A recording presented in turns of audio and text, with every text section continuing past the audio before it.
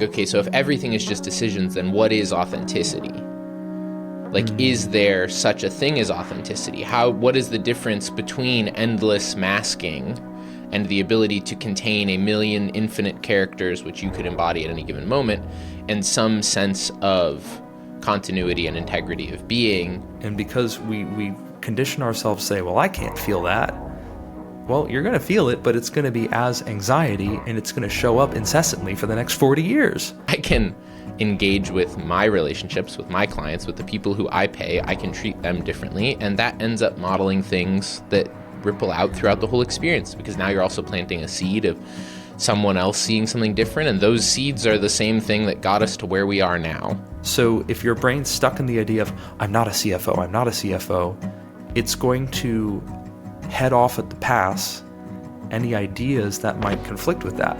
Part of the mission that I would love to bring to the American people in the world is like, just because it has been that way doesn't mean it has to be that way. Just because you have done music in this very rote, mechanical, devitalized way does not mean that that is the only way. Just because capitalism has often tended towards extraction-based, unhuman, uncaring circumstances does not mean that it has to be. I bear no responsibility for anyone or anything. I am only ever response-able. I get to choose my responses. Hello and welcome to another episode of Second Order Change. I'm your host, Evan Bourcier, and today we are going to be talking to the incredible Ian Maxwell, who is a mindset coach, entrepreneur, artist, so many other things you're going to learn about during this conversation. And it's really fun. Ian's someone who I met 2 summers ago at the Possibility Festival hosted by Alex Benayan in New York City, and just one of those immediate deep friendships. We connected on religion and spirituality and modes of being and our understanding of art, and that led to us becoming friends. He connected me to Braden, who became my vocal coach. We ended up filming his engagement to Sarah and then seeing them again at the Possibility Festival in Chicago the next summer. So it's just one of those incredible friendships. And I worked with Ian as a client of his for a few months last year and was really excited to bring some of his work into this conversation on the podcast. So I'm really excited for you to hear a little bit more about what he does, how he does it, and how you can apply that into your life. Now, real quick before we get into that, I want to let you know one thing, which is that next Saturday, the 19th, I'm going to be hosting a financial workshop for photographers and filmmakers. And this is predominantly focused on gear right now. There's a bunch of different pieces of creative finances. And if you have something specific you want to hear about, let me know, because we can talk about rates, we can talk about negotiations, we can talk about budgets, we can talk about all sorts of things. But one of the biggest ones that I find people don't understand is equipment. There's so much confusion around write-offs and expenses and allocating resources and depreciation and insurance. And I just want to help make that all really simple for you and teach you some of the tools that I've used to go from a very broke minimum wage kid saving up for a $100 lens to being able to buy $15,000, $20,000 lens sets, to being able to buy $30,000 cameras, and to understand and be confident that I'm going to get what I need out of those investments. And especially right now with everything that's going on in the economy, understanding what's going on financially in your world and in your assets is a super valuable skill. So I'm going to put a link in the show notes where you can sign up for that. If you're interested, let me know, or shoot me a DM. Can always chat more if you have questions. But that's going to be next Saturday, so keep an eye out for it.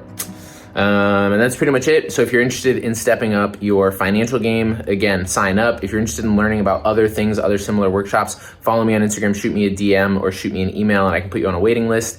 And other than that, we're just going to get right into the conversation with Ian.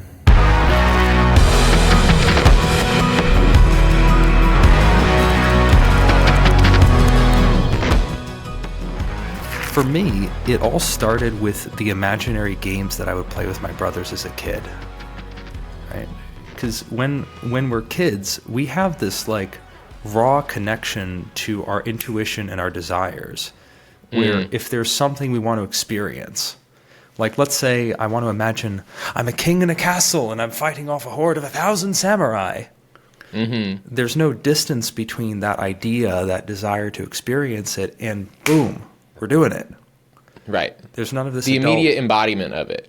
Yes. Which is also precisely. interesting to me because as a kid, that's where we start. We don't start with, I need to build a castle and have all these things. We start with the embodiment of the idea of what that would feel like and how we would behave. Precisely. The kid doesn't be like, okay, hang on a second, but do I deserve to be a king or not? And what would it actually take to build a castle? That's very involved. And wait a second, I think I'm in an Anglo-Saxon territory. What are their samurai doing here? That's not a reasonable thing to want to do. Well, how would I actually fight them all? Like, those are all the kind of questions an adult would ask the moment an idea pops into their head of something they might want to experience.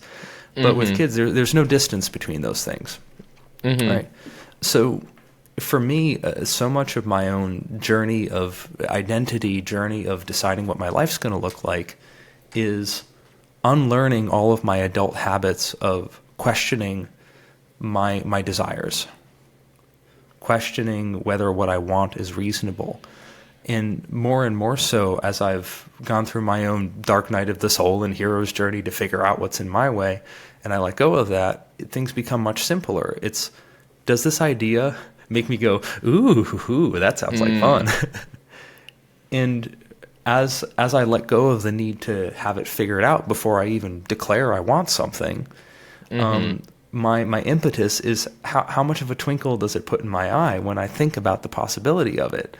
And then I just start waiting for zany ideas for the how to show up after I'm just living and sitting in the possibility of the thing that just makes me go, ooh, you know? And I think just to connect that to your second question of like, where does identity and brand come into this? I think people will come at the curation of an identity from two different angles.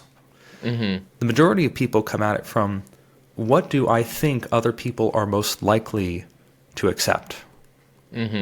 What do I think if I want to start a business, what's the niche that if I really nail that niche right, it's going to have the highest likelihood of me not failing in this thing? Right.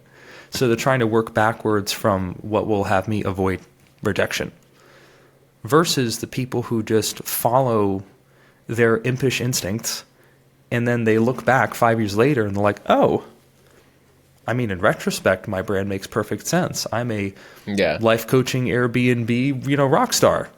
All right, cool. That's my thing because it's worked out in retrospect that I guess that's my niche.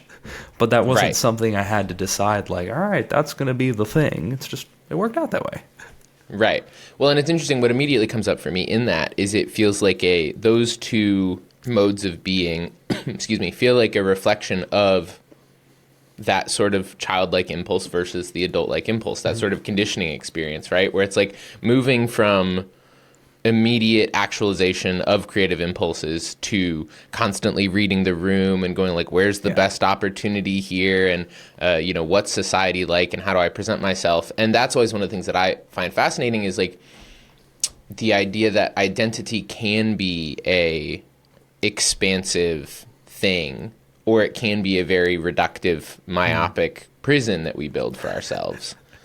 And like, which one of those do we want to live in? And inside of that, there's like, it's a spectrum and false dichotomies and whatever else. But it's like, okay, you can see these two modes of being in children and adults, and you can see this in people out in the world. And for me, like, I tend to come back to that level of, similarly to what you're saying, like, does it feel good to be here? Because if it's like theoretically high utility and it feels like hell, what's the point?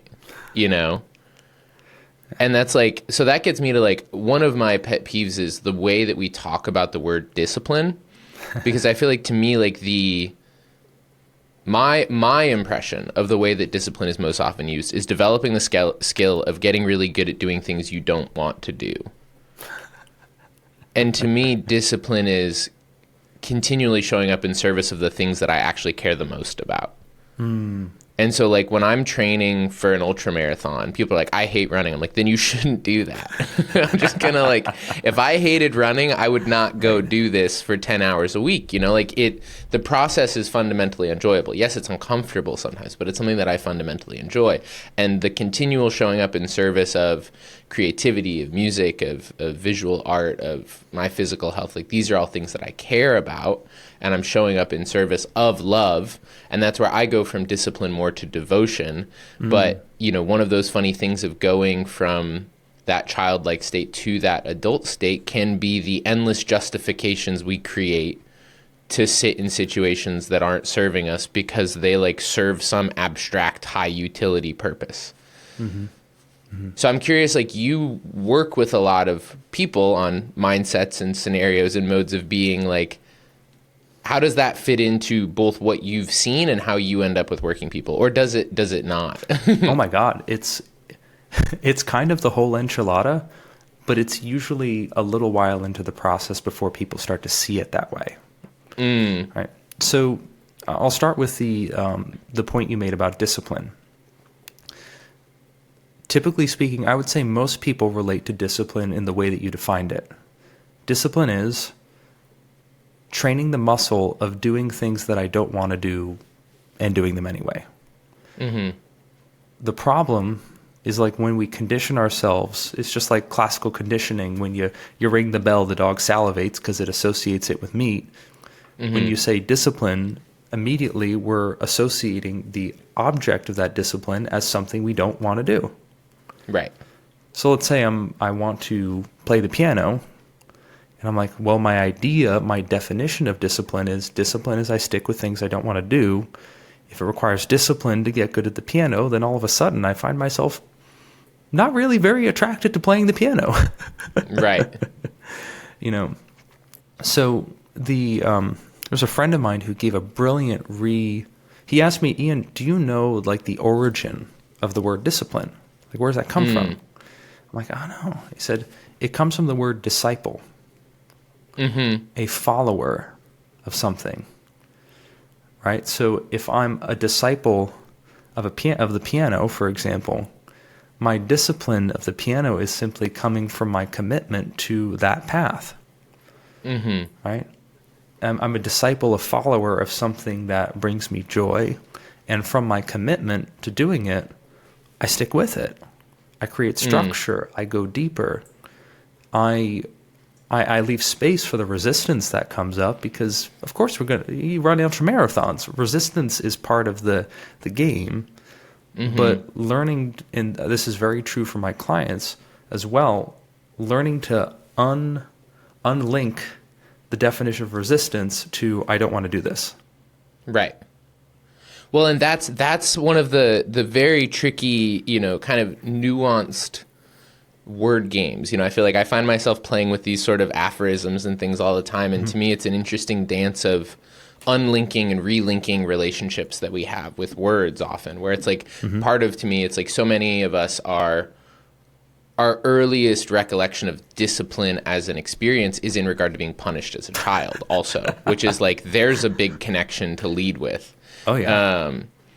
But when you think of, yes, discipline being related to discipleship, I think there's also, you have a lateral move there to devotee. Yes. And that comes back down into devotion. It's like, okay, now you have another end of this same branch. And so your relationship changes, your attitude changes. And it's a nuanced thing to get into, right? Where it's like doing things that really excite you and that you really care about is often terrifying and uncomfortable and exciting, and that whole fear is excitement without the breath thing. But that difference between living in the willingness to step into the discomfort, to step into the fear and the excitement, as opposed to stepping back into, I actually don't care about this, I'm not connected to this, I'm kind of numbed out to this, but someone's told me this is what I should do, this is what I've been told I should care about. And it's like, it is a subtle thing, because yes, it's not the easy way is the hard way also. It's one of those, like, you almost get into like Taoism and koans, where it's like, okay, so doing the things you love, obstacles come up, like say running, it's like you have discomfort and whatever else, but that discomfort in the service of something that you love is just part of the process again. It's like I have to chop a bunch of potatoes to make dinner tonight, and it's like, well, if you're excited about dinner, that's an exciting part of the process. And if you couldn't care less and are just being made to chop potatoes, it's abject suffering. There's also an interesting etymological link between passion and suffering, which I find fascinating. Yeah. And I forget exactly what the sort of etymological history of that is, but I think that's where that element of like you are in the experience and having the difficulties and exploring no matter what, you might as well choose a suffering that you care about is sort of what I come back to. So anyway, there's like a few little jumping off points there, but back into your point with working with people, justifications are a fascinating thing to me. And I'd heard someone a few months ago who said that a justification is the easiest way of identifying where you're out of alignment. And I was like, oh, that is a deadly challenging knife to hold yourself up to. Yeah. And so I will just bounce that into you, and I'm curious what comes up for you with this idea that justifications are evidence of misalignment. Well, it's funny because this actually reminds me a lot of a conversation I was having with one of my clients earlier today. And we were like in the process of the session, she had brought up this question of like, why is it so hard for me? Like she had a teacher come in who had come in to do some music, but like such a place of joy and like golden retriever energy. And she was like, oh my God, wait a second. This is what music is supposed to feel like. And then 5 minutes after the lesson snapped into, okay, the usual self-flagellating discipline, et cetera thing. And the question was like, why is it so hard for me to stay in that positive energy? And one of the things that got unpacked in the conversation was that asking the question why can actually be a trap. Because if I asked, well, why is it so hard for you to do that? I'm going to get 10 very reasonable, very well thought out answers that they've probably said to themselves 1,000 times. Right. So rather than asking why, getting closer to the thing that she wanted, which is more of that like golden retriever joy energy in music, simply speaking the why again and again and again and again and again actually reinforced the story as to why she can't have that. Right. And that's one of, like, for me, one of the key distinctions between like a coaching approach versus a therapy approach. And I want to be very clear, therapy is an incredibly important discipline, especially when it comes to mental health. And so often, in order to like get the most out of coaching, oftentimes people need to experience some therapy first. So this isn't a commentary on like one being the more correct or less correct way of looking at it. But one of the places where people tend to get diminishing marginal returns in a therapy context is because the conversation's so focused on why, they end up reinforcing the narrative just by saying it over and over again versus getting focused on, well, what do I want to be true in the future? Right. It changes the nature of the questions that you ask, and we want to step out of the reinforcing. 100%. And that, like, okay, so that brings up something for me that I've really, I think came up for me a lot when we were working together, which was getting hung up in this sort of false dichotomy of historical and declarative truth. And learning to sit in the acceptance of both and to accept what is and to accept this current experience and to be willing to simultaneously shift that story, orienting it towards the future. Yeah. And that's one of the things that, you know, when I look at, on some level, it's like, I think you could say that storytelling and curiosity has been my craft for most of my life at this point. And it's like seeing that evidence, though, of like, man, there is so much power in the stories that we tell and the stories that we reinforce. And, you know, also that idea of like, there are other ways. That's one of the things to me that like, even in the greater context of, you know, this podcast, creativity in general, like the part of the mission that I would love to bring to the American people in the world is like, just because it has been that way doesn't mean it has to be that way. Just because you have done music in this very rote, mechanical, devitalized way does not mean that that is the only way. Just because capitalism has often tended towards extraction-based, unhuman, uncaring circumstances does not mean that it has to be. The freedom of the system is that you can make a whole different crazy thing that's the opposite of that. But as long as you sit here and go, no, music is just fundamentally hell and business is fundamentally hell and everything, it's like you just get into this tiny little box where it's like, well, you can't do anything about that. You're just stuck in the story. And it's like, that may be true now. Let's say that. Like, maybe, yes, that has been your experience. I'm sorry. Been there. now what? And to me, that's actually the big difference between resignation and acceptance, is that resignation is like, it is what it is, and acceptance is, it is what it is, now what? Yes. Yes. And so we come back to, yes, this is your experience, this has been your story, this is the pattern. What are you going to do about it? Because you can do a whole lot. And the more that we sit here and also just externalize and self-victimize and whatever else, it's like, well, I can't do anything about it. And it's like, I'm not going to fix capitalism overnight by any means, but I can engage with my relationships, with my clients, with the people who I pay. I can treat them differently. And that ends up modeling things that ripple out throughout the whole experience, because now you're also planting a seed of someone else seeing something different. And those seeds are the same thing that got us to where we are now, you know? And so it's like, there is all this potential power controlled in how we show up and how we embody and how we actualize our values and actualize experiences that we care about. And that's one of the funny ones that like I do come back to a lot, is like the value of experiential value. That it's like, this being a good experience, this being like customer service is a good experience. And I feel like we can sometimes get into this reductionist mode of like, well, it's all just ROI.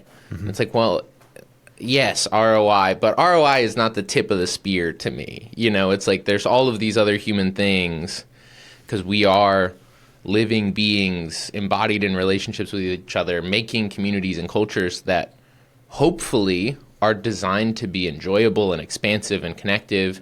And when we invert that pyramid, everything starts to get weird. And I feel like I see that in culture. I just saw, you know, I think it was this morning announced that they're doing Afterpay on DoorDash now. And it's like, is this the world that we want to live in? Like, you can do a payment plan on your Chipotle. Like, I don't know. It just feels like it's a way to make more margin. You know, you get free bonus points for lending to everyone making fast food orders. But like, societally, is that where we want to live? I don't know.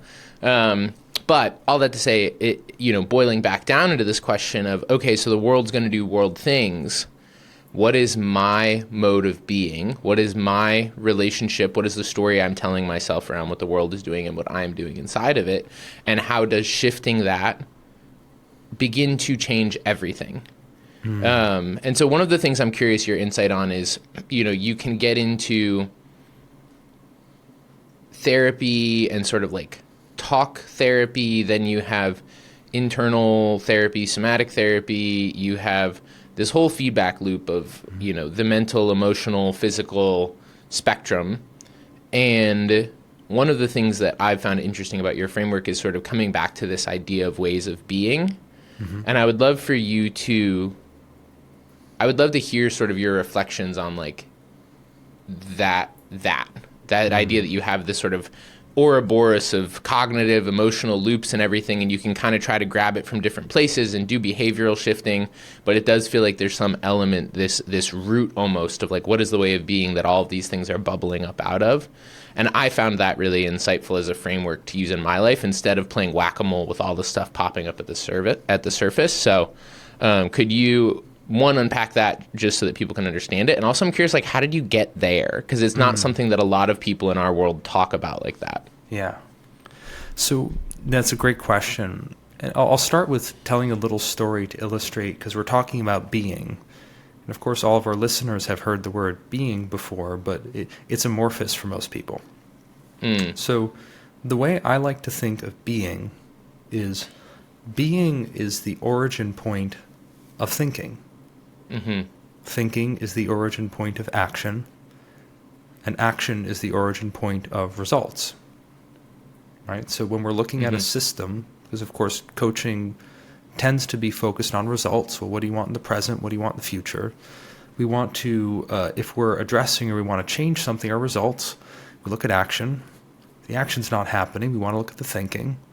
If the thinking doesn't support the result, well, then we want to look at the being. So let me give a story to illustrate like what is being and how does it like actually be upstream of these things. So my mom, she told me a story how when she was a kid, she was super introverted. Very, very, like would never ever talk, right? Because her experience was if you talk, then that gives somebody an opportunity to hurt you or criticize you, so you just shut up. So her way of being was introverted. From being introverted and the being of, if I talk, people will hit me, well, you think to yourself, better stay quiet. So you take the action of staying quiet, and then etc. Now, my mom attended an all-girls school where they put on Shakespeare productions. And my mom was cast in the part of, I forget exactly who it was, but it was like an aristocrat or a regal character. And the moment she stepped on stage and she took on the way of being of that leader, she was standing up straight. She spoke out. She was bold. She was brave. She was thinking on completely different thoughts. Her energy had completely transformed because she had chosen a different way of being. So she thought the thoughts of that person and spoke and took the actions, etc. So there's an embodiment to being. And I could give more examples, but I'm going to pause there and see kind of where that kind of links in with what you were thinking about for your listeners. Yeah, no, I think that's a really helpful way of looking at it. That was one of my great reflections on my year of improv. Was, in a funny way, it was almost a different version of Joe Dispenza's Breaking the Habit of Being Yourself. Yeah. Where you just very quickly get put into this situation where all of your filters, your patterns, your everything gets put on the table and thrown off the table forcefully. And now you still have to exist and be an embodied creature in a setting, but you're not you and you're still you. And like, I feel like that can sound heady, but it really is this like felt experience of like, oh, I'm so used to this version of Evan, to this embodiment, to this set of characteristics. And that thing is much more fluid than my brain or I often give it credit for. And, I think that level of, yes, much like acting or theater, it's like if you were the president of the United States walking on stage right now, how would that feel? What would you do? How would you handle yourself? How would you speak? And that you can feed that sort of energetic imprint into a scenario. Which is interesting to me because it's like it also, though, is dependent on your validation of your imagination. Yes. Because your imagination is the only source of a shift point there. Yes. You have to be able to own it internally way before anything changes in your outside world. Right. And aligning that embodiment with your desired outcome is actually one of the things that can make coaching really effective. Because I'll just give an example. Let's say I'm coaching somebody who is a VP of finance and they're interested in becoming a CFO. They might say, I really want to get to the CFO level, but I need to get better at my communication. I need to get better at my storytelling. I need to become a better leader. I need to be... And like all these things as strategies are actually good strategies. They're good things to focus on to get from here to there. But I'm asking myself, well, what's the being that's producing that thinking?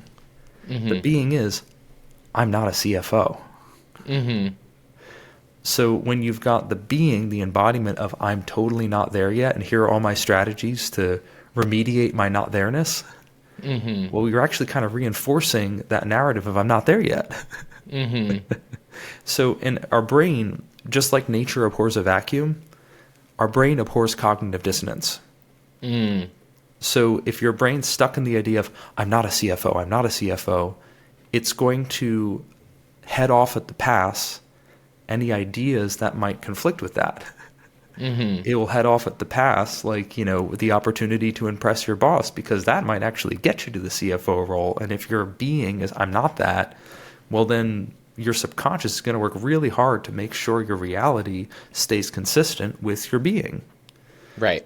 So if we were to flip that on its head and say, you know what? I am a CFO.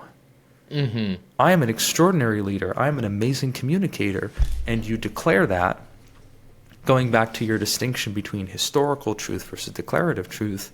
Now, if you make that your new pattern, your brain, abhorring cognitive dissonance, as it does, is going to start to shift reality around you to be consistent with that way of being. Different thoughts are going to enter your head, which will produce different actions, which will produce different results. So I'm always, as a coach, I'm always listening for what is the being that's actually producing all the thinking and results. And I'm on a mission with my client to help them uncover that for themselves so that then they have choice. Because I'll share one more point, and I'd love to hear your thoughts. The slippery thing about being is you can't look at it directly. We're so used to relating to our thinking that being kind of slips out from under our awareness. So the point of like becoming more aware of the being that's actually producing the thinking is not to eliminate it or get rid of it or make it bad or wrong, or in fact, making it bad or wrong is a great way to make sure it stays right where it is. Right? It's simply to uncover it so you have choice. If I can ignore my thinking, be like, okay, the being that's producing all this angst for me is the being of I'm responsible for everyone around me and I need to make sure, right? Then I get to choose, like, do I want to continue to be responsible or do I want to come from a different place? But if you can't see it, you don't have any choice. That's kind of like the key thing in my mind. Right. Well, and what that brings up for me is just like this whole sort of concept of rhetorical secrecy that's used so often in alchemy and esoteric texts and so many of these things. Could you unpack that definition a little bit, rhetorical secrecy? Yeah. So I would say it's like it's the presentation of a secret. It's like, there's the million versions of this is the unspeakable truth which cannot be revealed to the uninitiated, yada, yada, yada. Yeah. And here's the book where we write it all out that's sitting on your bookshelf. And you're like, okay, so is it a secret or is it not a secret? And they're playing this game a lot of this is totally secret. Also, it's right in front of you right now, so it's probably not actually a secret. And that goes back, you see that in the, even the mystery cults of ancient Greece and all these sorts of things, initiatic rituals. And to me, one of the things that comes up inside of that is that idea that being is fundamentally veiled by the external experience, right? And that's actually part of what they're getting you to sense in on, is like, what is secret but not secret? Like, it's almost a metaphor for that relationship that exists, that it's like your being is the unseen ocean which the waves of your life are appearing on. And you can sit here and play whack-a-mole with waves all day, but there's actually something below that which you cannot really explicitly speak to, because all we can explicitly speak to is external phenomenological stuff. And so there's this, you get into this funny poetic game of trying to point at the thing that you can't really point at, that is the source of your experience. And it's interesting too, because like it brings up for me this sort of, it's like a question, it's one of those questions that you can get really hung up on. And again, I don't know that it's actually that helpful, other than to quickly look at it and to see what comes up and then to move forward from that. But the question of like, you have the dipole of being and becoming, and dipole being like, okay, so say you have a magnet. It's like the magnet has two poles. Those two poles are two ends of the same thing. If you cut the magnet in half, you still have two poles. You don't get like separate positive and negative poles. And so you have a lot of these polarities in reality that they're indivisible, as it were. They maintain even if you cut them in half. And so being and becoming, it's like your becoming, to your point, your actions and the changes in your environment and your experience are directly connected to the other end of the pole, which is your being. And that those things are not really separable. But so then you get to that sort of intrinsic, extrinsic quality question of like, do you have any fundamental qualities? Is there anything that makes you you? And then like I got hung up on this for a while, where it was like, okay, so if everything is just decisions, then what is authenticity? Like, is there such a thing as authenticity? What is the difference between endless masking and the ability to contain a million infinite characters, which you could embody at any given moment, and some sense of continuity and integrity of being, and how does that play out? And so, I don't know, I still tend to personally look at that from the perspective of and it's kind of a story. It's a metaphor that's like, okay, so you are birthed into this world containing a semi-definite set of potential. You have a set of characteristics. You have a set of interests which are fundamental to you. And that at some point through the process of developing, we tend to abdicate those characteristics in search of security. Yep. And that the process of expanding back into all of your potential is also the process of releasing those aberrations. You're releasing all that is not you and coming back to you, which is also that place of the kid who can just be a king at any moment. And so you're in this weird spot of the authentic you is the free you and the inauthentic you is the conditioned you. But as long as you're sitting in the conditioned you and dancing around into all these different conditional modes of being, looking at the external world, you're never experiencing the, it's sort of a external output versus internal output thing, which is part of what I come back to is that idea of like, and it's actually, part of, to me, the orientational value of the concept of challenger is like, it grounds into internal authority. And like, that's a big source differentiation for me. It's like, are you going external authority or internal authority?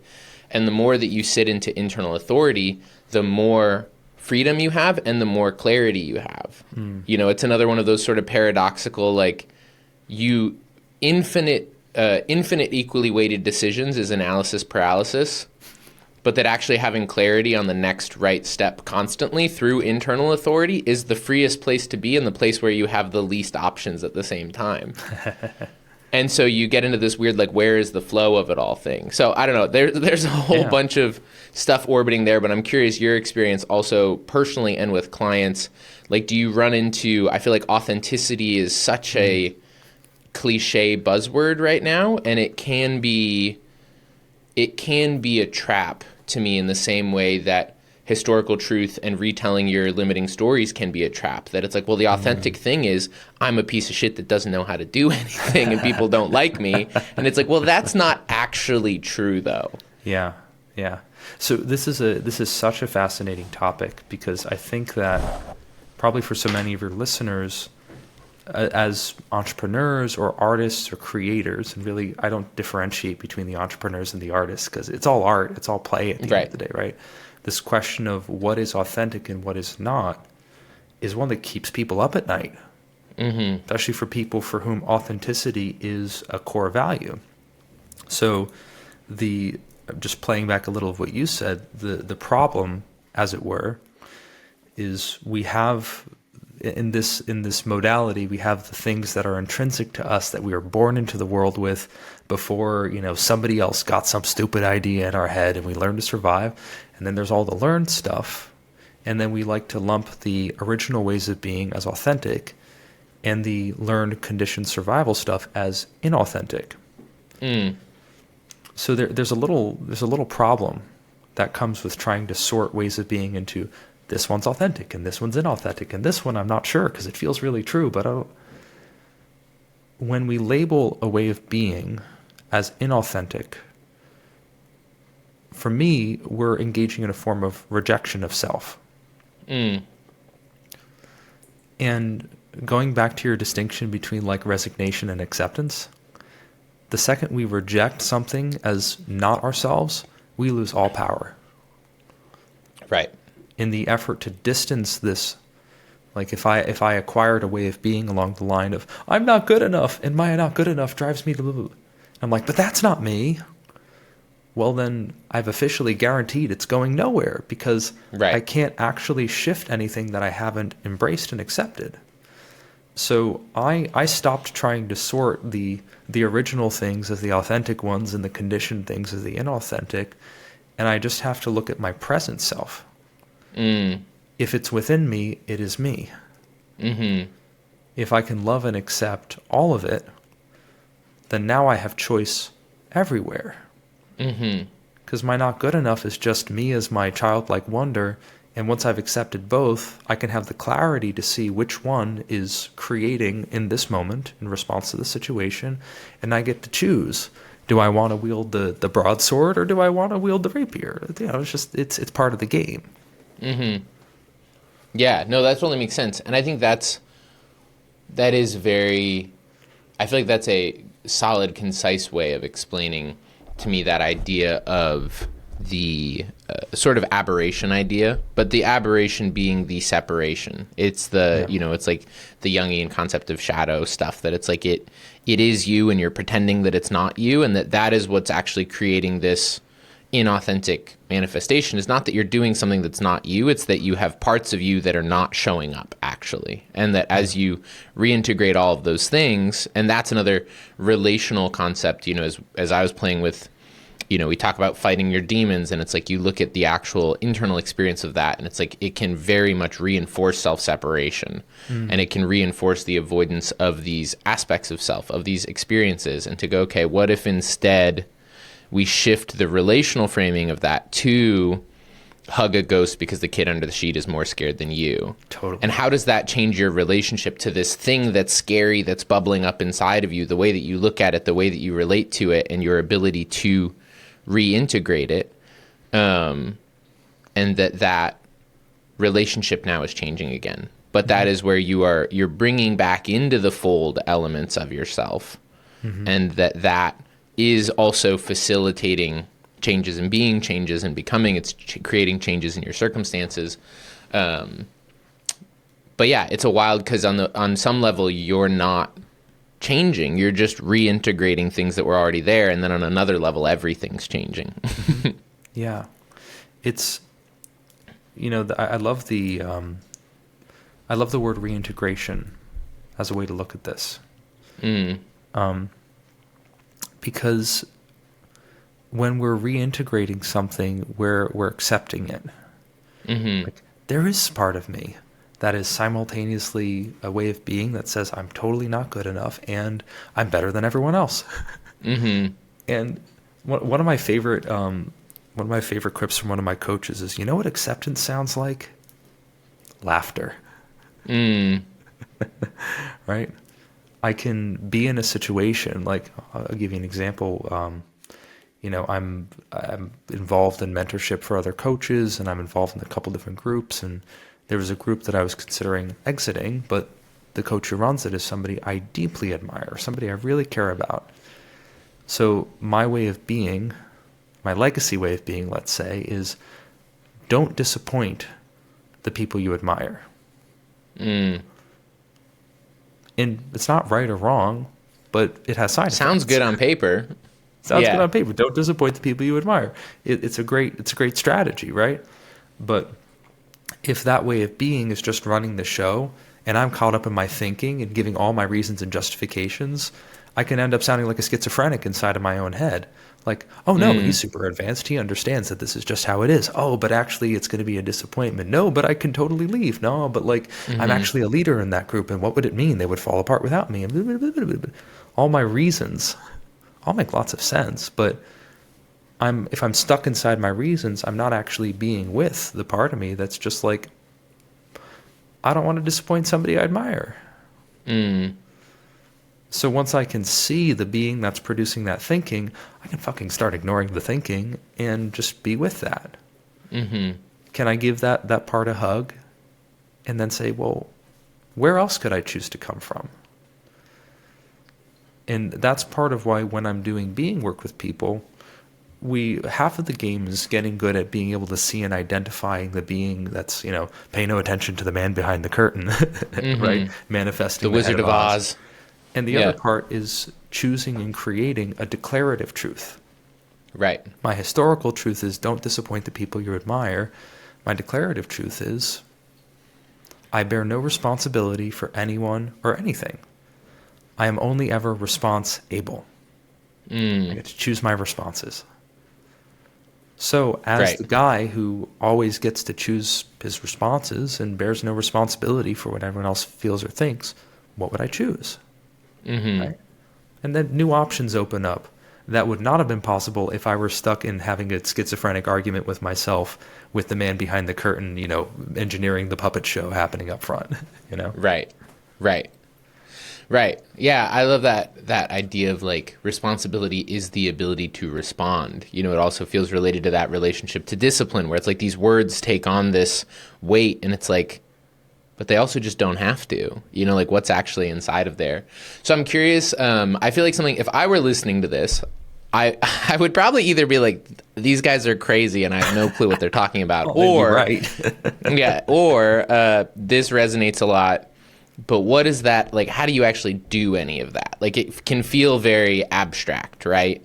It's kind of like a heady conceptual world, and without spilling your sauce, because I think people working with you is a great thing, I'm just curious, like, when you say being with that being, is that sensation based? Is that emotional? Is that imaginative? Like, is it stepping out of attachment to the thoughts? Like, what is that experiential aspect? Because it's like easy to hear, oh yeah, I just don't listen to the thoughts and I be with that part of me.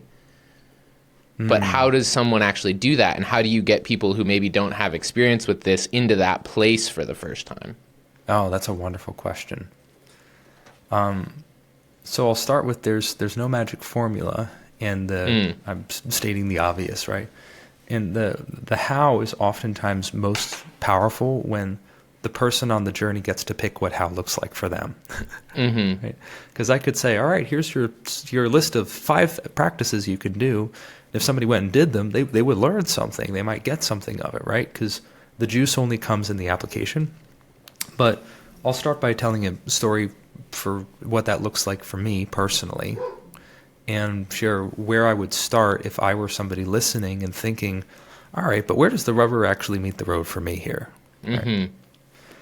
So the place that being with that starts for me is choosing, like, I'm trying to think of a good example.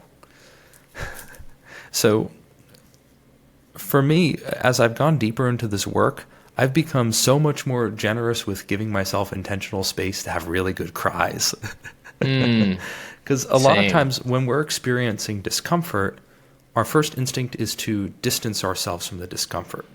Like get distracted or talk ourselves out of it, right? For me, I choose to make appointments with myself to like actually try and get myself to feel like, if I'm feeling like a little sad or like I'm not good enough, I'm like, I'm going to create some space to actually like make a cup of tea and feel as deeply not good enough as I could possibly feel. Like get it to the point where I'm actually like having a tantrum or a meltdown. But it's not just about like make it worse and it'll expunge the, it's also actually holding myself in love while I'm having my meltdown. Right. So, well, like, that's the magic piece, right? Because again, I can see a world where if I'm listening, I'm like, Ian, I am incredibly aware of all my shitty narratives. I listen to them all day, every day. I already feel like hell. Like you just told me not to reinforce shitty narratives. And then you told me to feel like hell. And I'm curious how you land with this, but my thing is, the magic trick is you go fully into it and realize that you are not it. Yeah. That's the magic trick. You go into the feeling, not the narrative. Right. Because the feeling, the being actually produces all the narrative. The narrative isn't the thing making you feel that way. The way you feel is producing the thinking. So if, like, I'll give an example. I had, maybe like a couple months ago, I had a day where like I was supposed to talk to like 4 people who were prospective clients, people I've been talking to a while, people I was excited to coach. And on that day, all 4 of them ghosted me or didn't show up. And, the first 2, I'm like, okay, this is just how it is, non-attachment. The third one, I'm like, come on. And the fourth one, I just was like, shit. And I went to my fiance, Sada. I'm like, Sada, I think I need to go have a good cry about this.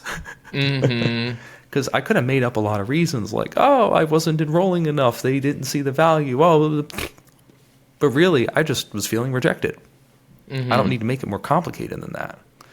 And so she asked me, okay, Ian, would you like me to hold you and pat your head while you have a good cry about that? Or do you need some alone time? And I was like, head pats, please. And now this model, this isn't something I came up with. If you watch children, you'll see this. Like, have you ever watched kids playing on a playground and like they're 3 and 4 years old and they run around and somebody takes their toy from them and then they start like screaming and crying and hitting the ground like the world is over and it's like really intense. And then 5 minutes later, like, and then they get right back to playing. That's actually, as human beings, the way we're designed to process big feelings, to process emotions. It's like everything goes to a 10 and then you're done, you're good, and you keep going. But the problem is we get conditioned to be like, well, you're not allowed to feel that. Right. Or our parents will be like, oh, come on, what do you mean? It's not that big of a deal. And we're like, oh, I can't actually feel that. So it goes here. And because we condition ourselves to say, well, I can't feel that. Well, you're going to feel it, but it's going to be as anxiety, and it's going to show up incessantly for the next 40 years. Right. Whereas, well, and interestingly, something that I want to quickly call out there is as a kid, you feel the feeling, you embody the response. You experience a narrative, a justification for a reason why that is not an appropriate response. And then now your conditioning is to use narratives and justifications to suppress the feeling. Which comes back to why are we reverse engineering this flow? Because the thoughts, all of that linguistic internal world that's getting flared up, its whole job is to hold the thing underwater. But the thing is still there. And that was a really a big insight that I had last year during a therapeutic guided psychedelic experience where like my body was resetting things. You know, it was like I started shaking and they were like, that's actually a very normal, you know, you watch kids, you watch animals, like your nervous system shakes to reset things and to release energy. But I was like, I feel like I haven't gone through enough to justify this. And they were like, the problem is that's the story that your brain tells to justify staying away from the feeling. But that part of your nervous system that is experiencing the feeling is pre-verbal. To the same way that a kid has that reaction before they even know what language is, and then language can come in and repress that reaction. But it's like you tell a kid, oh, don't worry, food's coming in 10 minutes, and it's a baby that doesn't know English. Right. The baby just knows that it's hungry, and it knows the way that it's attempting to communicate to embody that response. And so the linguistic sort of center in ourselves is capable of just kind of screaming at the rest of the system and being like, shut up, baby, you're not, like, food's coming. Or like, you know, people love you and you make tons of money and this isn't a problem and why would you feel sad that 4 people ghosted you? You know, all of the narratives start to come up. But it's like that felt experience is fundamentally real and is fundamentally you. And so creating that bit of space to sit with that thing, I mean, I did that, full transparency, I did that last night at one point where I was like, I was sitting there and I was like bouncing between like my journal and my laptop and I had a book and I was like working on tax stuff, working on client stuff.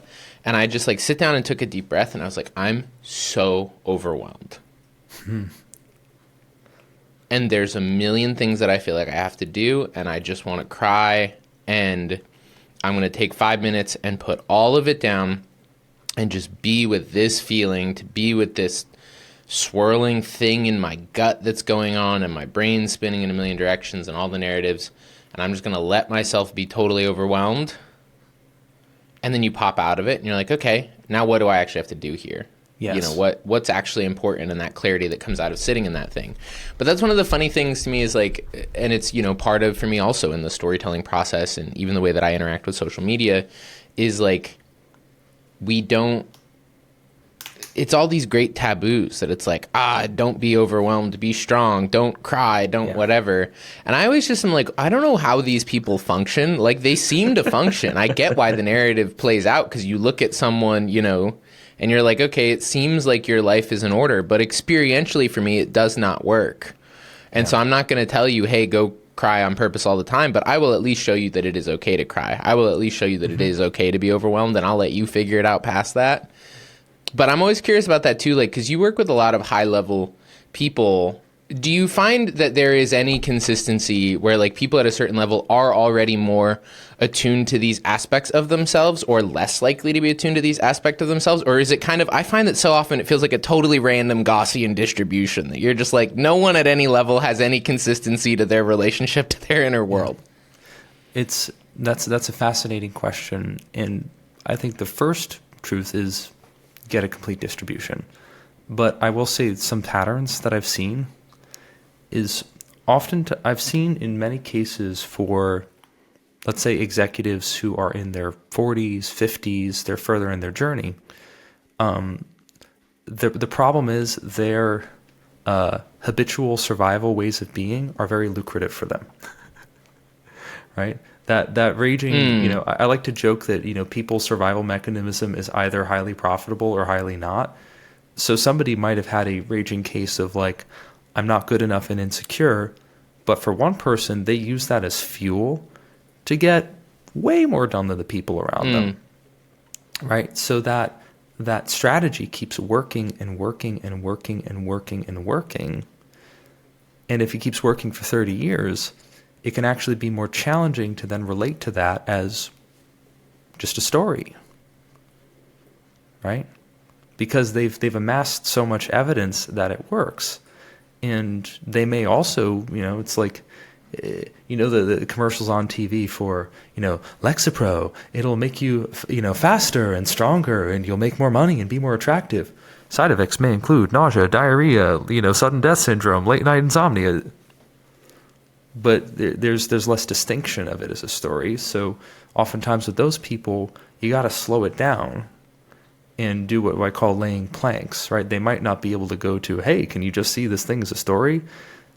And they might relate to it a little intellectually and then immediately push it right back down because their survival mechanism does not want to hear that.